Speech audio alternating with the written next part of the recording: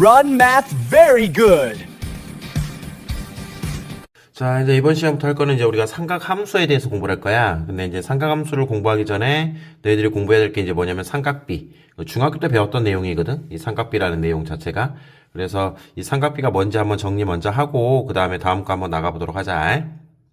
자, 삼각비라는 게 뭐냐면 이렇게 직각삼각형이 있었을 때 너희들 다 중학교 때 배웠던 거 정리하는 것 뿐이야. 그냥 지금 이 시간에는 뭐 알고 있는 친구들은 굳이 안 들어도 되는데 정리 한 번만 하자. 얘가 우리가 세타라고 잡았을 때 빗변을 A, 그 다음에 높이, 세타에 대응하는 게 높이가 되는 거죠. 현재 지금. 그 다음에 세타하고 이 90도를 끼고 있는 각을 우리가 밑변이라고 잡았을 때 사인 세타라는 것은 우리가 뭐라고 공부를 했었지? 그렇지.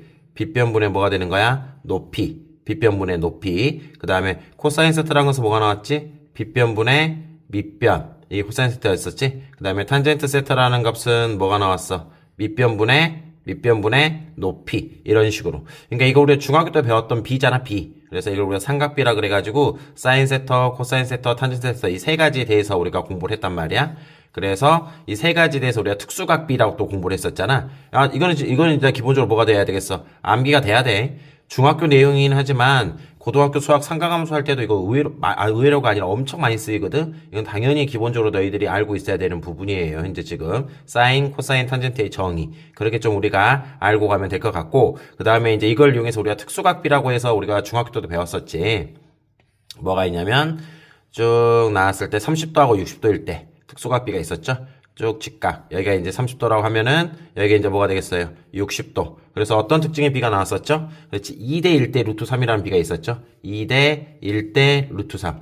이게 쌤 학교 다녔을 때 보면 이제 이게 2대 1대 루트 3이란 걸 아는데 2라고 루트 3이 헷갈리는 경우들이 있더라고. 쌤 학교 다녔을 때 그랬던 것 같아. 그러면 뭐가 되는 거냐면 어떻게 기억하면 되냐? 30도에 대응하는 변의 길이가 더 짧아야 되겠지? 적게 벌어져야 되니까. 그리고 60도에 대응하는 변의 길이가 어떻게 돼야 되겠어? 더 길어야 되잖아. 그래서 그렇게 해서 기억하면 되지 않을까 싶어. 그랬을 때 여기 나와 있는 삼각 B라는 게 있거든, 옆에 거. 우리가 다 중학교 때 배웠던 거 정리하자면 사인 30도, 사인 30도, 45도, 그 다음에 60도일 때. 근데 이제 우리는 뭐도 할 줄 알아야 돼? 호도법.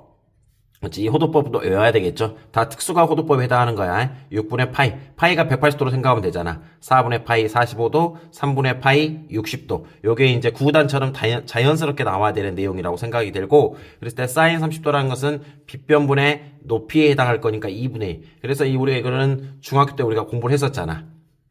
사인 30도. 사인 30도. 30도라는 것은 빗변분의 높이. 그래서 얼마 나온다? 2분의 1. 이런 식으로.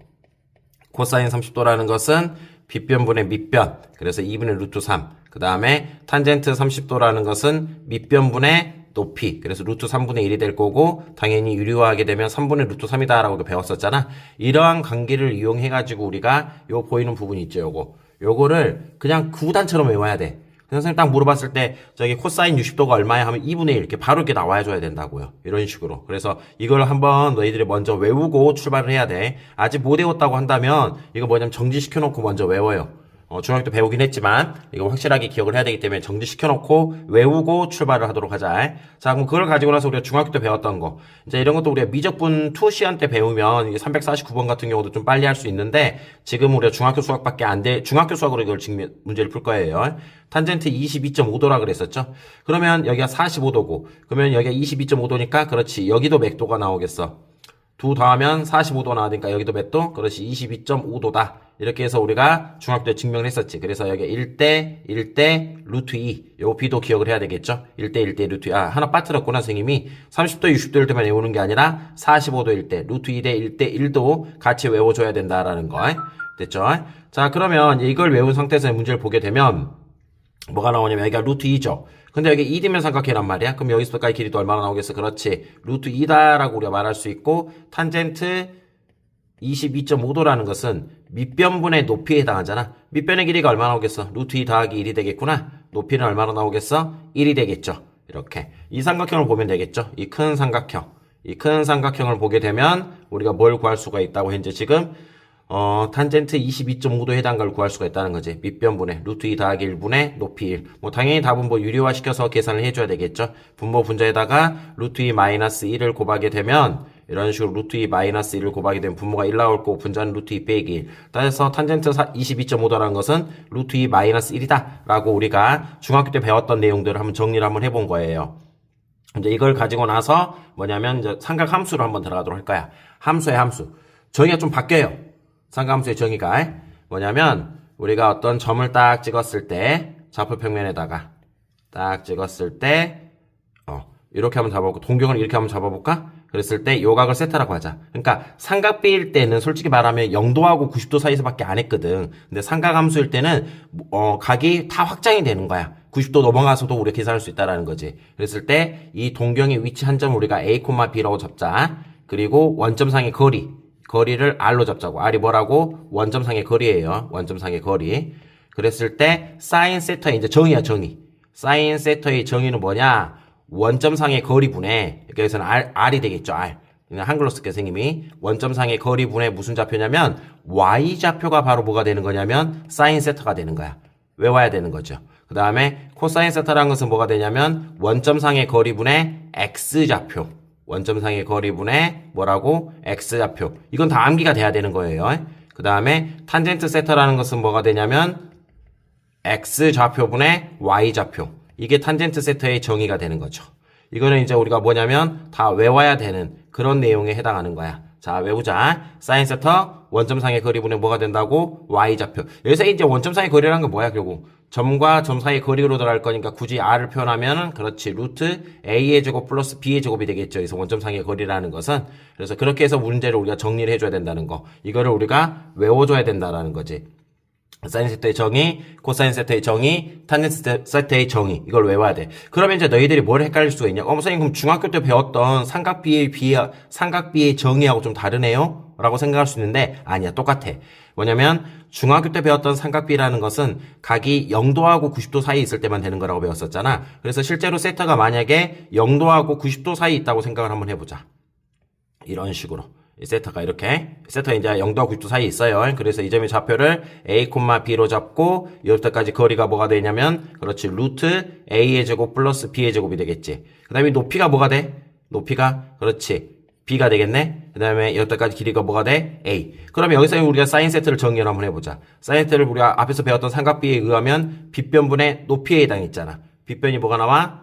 그렇지 루트 A의 제곱 플러스 B의 제곱분의 높이가 B잖아. 앞에서 배웠던 거에 의하면. 그런데 봐봐. 결국 분모가 의미하고 있는 게 뭐야, 이게? 이게 결국 원점상의 거리가 되겠죠? 원점상의 거리. 그 다음에 B가 의미하고 있는 게 뭐야? 여기서. 그렇지. Y좌표에 해당하죠? Y좌표. 봐봐. 정의가 똑같다라는 거지. 그렇죠. 그다음에 그러니까 중학교 때 배웠던 것은 그냥 고등학교에서 일반화시켰던 이 내용에서 그냥 각이 몇 도인 것만 갖고 하는 거야. 그냥 0도하고 90도 사이에서만 갖고 와가지고 풀었던 거고 고등학교 수학은 그걸 확장한 거다라고 생각하면 돼. 그래서 중학교 때 배웠던 이런 삼각비도 결국은 이 고등학교 때 배우는 이 삼각함수에서의 정의하고 어떻게 된다? 같다라고 보면 되는 거죠. 이걸 우리가 외워놔야 돼요.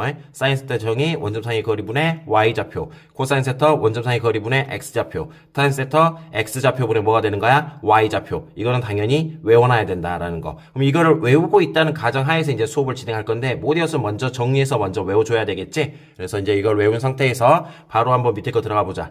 뭐냐면 삼각함수의 부호가 있는데 자 세타가 만약에 일사분면각이라고 하자. 0도부터 뭐 2분의 파이라고 표현할게요. 이제 2분의 파이가 몇 도야? 90도잖아 현재 지금. 이렇게 되면은 우리가 사인 세타의 정의가 아까 뭐였었지? 여기다 쓰고 아이고 공간이 없네. 자 사인 세타의 정의가 뭐였어요? 원점상의 거리분의 그렇지 거리분의 무슨 좌표? Y좌표. 그 다음에 코사인 세타의 정의가 뭐가 나왔어요? 원점상의 거리분의 X좌표. 탄젠트 세타의 정의가 뭐였지? 다시 한번 정리하면은 X좌표분의 Y좌표였었잖아. 그래서 만약에 세타가 0과 2분의 파이 사이. 다시 말하면 일사분면 각이라고 생각해보자고 한번.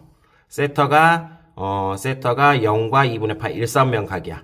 그러니까 여기 딱 그 말이겠지. 일사분면 여기에. 이렇게 있으면 당연히 거리는 다 뭐가 되겠어요? 당연히 양수가 되겠지. 부호 결정하려고 하는 거야. Y좌표, X좌표, X좌표, Y좌표 다 양수잖아. 그래서 여기서는 사인, 코사인, 탄젠트가 모두 뭐가 되냐면 모두 양수가 되더라 그 말이에요. 그렇죠. 그렇지. 모두. 그 다음에 이삼면 각으로 보면은 이삼면에서 뭐가 음수죠? X좌표가 음수죠. X좌표가. 그래서 X좌표가 음수니까 거리는 무조건 양수잖아. 그래서 여기서 코사인도 음수고 x가 음수, y는 양수니까 탄젠트도 뭐가 되겠어요? 음수로 나오겠지? 그럼 뭐만 양수가 돼? 그렇지. 사인만 여기서 양수가 되겠지. 3, 3면 각으로 넘어오게 되면 x좌표하고 y좌표가 둘 다 음수거든? 그럼 둘 다 음수니까 요 탄젠트의 앞만 쓸게, 선생님이. 이 탄젠트가 바로 뭐가 되냐면, 이걸 쓸까? 일단 탄젠트로 쓸까? 탄젠트로 좀 쓰고 하자. 탄젠트 세트만 뭐가 되냐면 양수가 되겠지. 그래서 탄젠트의 이 안이라고 하는 표현을 해볼게. 좀 이따 이제 선생님이 외우는 방법을 알려주려고 하는 거야. 그 다음에 4, 4분면에서 뭐가 돼?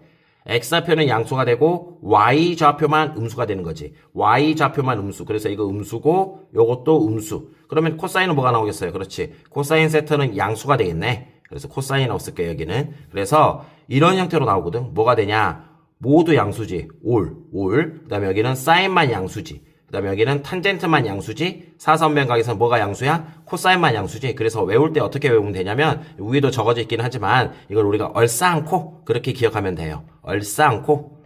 이거 앞으로 많이 볼 거야. 얼싸안고. 뭐 전교 꼴등도 할걸? 근데 이제 어디다 쓰는지 모르겠지, 전교 꼴등은. 그렇지. 그래서 얼싸안코라 그래서 1, 4분면에서는 모두 양수, 2, 4분면에서 사인만 양수, 3, 4분면에서는 탄젠트만 양수, 4, 4분면에서는 코사인만 양수다 해가지고 나오는 부호야, 부호. 요거는 우리가 외워 암기가 돼야 된다는 거지, 얼싸안코. 이거 뭐 선생님이 쓰는 게 아니라 이제 모든 선생님들 다 이걸로 아마 암기를 시킬 거야. 얼싸안코. 1, 4분면에서 모두 양수, 2, 4분면에서는 사인만 양수, 3, 4분면에서는 탄젠트만 양수, 4, 4분면에서는 코사인만 양수다. 이거는 이제 모든 선생님들이 아마 요걸로 암기를 시킬 거니까 요걸 우리가 기억을 해야 된다는 거죠. 그래서 이 내용이 있고, 그 다음에 이제 상가함수의 어떤 관계라 그래가지고, 뭐 중학교 때 조금 공부를 한 친구들은 이거 배우긴 했을 거야. 뭐냐면, 탄젠트라는 게 뭐라고 배웠어? 탄젠트라는 것은. 그렇지. x 좌표분의 그렇지. y 좌표라고 배웠지. 근데 분모 분자를 내가 뭘로 나눌 거냐면, 원점상의 거리로 나눠줄 거야. 원점상의 거리로. 이런 식으로. 그러면 분모가 뭐가 돼? 원점상의 거리분의 x좌표니까 뭐가 된다? 그렇지. 이게 바로 코사인 세트가 되겠죠? 그 다음에 원점상의 거리분의 y좌표. 이게 뭐야? 사인 세트가 되지. 그래서 탄젠트 세트라는 것을 우리가 어떻게 바꿔 쓸 수가 있냐면 코사인 세트분의 사인 세트다. 중학교 때는 이게 약간 뭐라 해야 되냐면 반드시 외울 필요는 없었어, 솔직히 말하면. 근데 고등학교 때는 반드시 암기가 들어가야 되는 내용 중에 하나야. 탄젠트 세타라는 것은 뭐가 된다고? 코사인 세타분의 사인 세타하고 똑같다. 그 다음 두 번째 상관관계. 뭐가 있냐면, 결국부터 써줄게. 사인 제곱 세터 플러스 코사인 제곱 세터 값은 항상 얼마로 고정되어 있냐면 1로 고정되어 있다. 자, 여기서 이제 너희들이 잠깐 뭐 생각하는 게 뭐가 있냐? 이 제곱인데, 선생님 잘못 쓴 건 아니냐? 왜 제곱이면 뒤에다 써야 되냐? 왜 사이에다 쓰냐? 뭐냐면 사인의 세터의 제곱하고, 그러니까 세터에다 제곱을 했냐 아니면 사인 세터 전체에다가 이렇게 제곱을 했냐, 이걸 구별하기 위해서 이 전체에다가 제곱할 경우에는 우리가 어떻게 표현해 주냐면 이 사이에다가 이렇게 제곱을 써준다라는 거. 사인 제곱 세터. 그래서 사인 세터의 전체 제곱, 코사인 세터의 전체 제곱이라는 소리겠지. 그러면 무조건 항상 얼마로 고정돼 있다? 1로 고정돼 있다, 그 말이야. 증명도 간단해요. 우리가 세타에 해당하는 동경의 좌표를 우리가 a, b라고 잡아버린다고 한다면 요거는 뭐가 되겠어요? 그렇죠. 원점상의 거리 루트 a제곱 플러스 b의 제곱분의 무슨 좌표? y좌표가 되지. 코사인 세타라는 것은 원점상의 거리분의 x좌표가 되잖아. 그래서 a 나오잖아. 그래서 이제 이거를 제곱을 해서 그렇지, 두 개를 더하게 되면 답이 항상 얼마로 나와? 그렇지, 1로 나온다라고 우리 쉽게 할 수가 있겠지. 그래서 세타 값 각이 똑같잖아. 각이 똑같아야 돼. 각이 똑같으면 사인 제곱과 코사인 제곱을 하면 각이 뭐가 나오든 상관없이 항상 얼마로 나온다? 1로 고정되어 있다. 요 두 가지는 우리가 암기가 돼야 되는 내용이야. 조금 양이 많았는데 여기까지 먼저 정리하고 그 다음에 문제 풀이 들어가도록 하자.